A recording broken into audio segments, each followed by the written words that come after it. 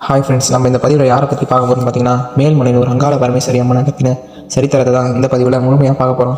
வீடியோக்குள்ளே போகிறதுக்கு முன்னாடி நம்ம சேனலை சப்ஸ்கிரைப் பண்ணாதவங்க சப்ஸ்கிரைப் பண்ணுங்கள், ஃபாலோ பண்ணுங்கள். நாங்கள் வீடியோக்குள்ளே போகலாம். கிரேதா யுகத்தில் மாரியம்மன் என்றும், திரேதா யுகத்தில் அங்காளம்மன் என்றும், துவாபர யுகத்தில் வீர பாஞ்சாலி என்றும், கலியுகத்தில் கருமாரி என்றும் அம்பாள் எழுந்தருளி காட்சி தருகிறாள்.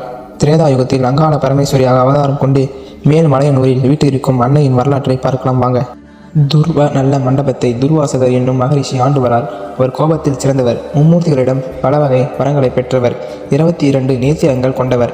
அப்படிப்பட்ட மகரிஷி தான் என்னும் அகந்தை கொண்டு மும்மூர்த்திகளை கண்டு சென்று அவர்களை சோதித்து நம்மை மதிப்பவர்களுக்கு வரங்களையும் மதியாதவர்களுக்கு சாபத்தையும் தர வேண்டும் என்று எண்ணி முதலில் பிரம்மலோகம் நோக்கி வருகிறார். பிரம்மலோகம் என்னும் சத்தியலோகத்தில் பிரம்மனும் சரஸ்வதியும் வீட்டிருக்கிறார்கள். துர்வாசகர் காவலாளியை சந்தித்து, ஐயா, நான் துர்வாசகர் வந்திருக்கிறேன் என்று பிரம்மாவிடம் சொல் என்றார்.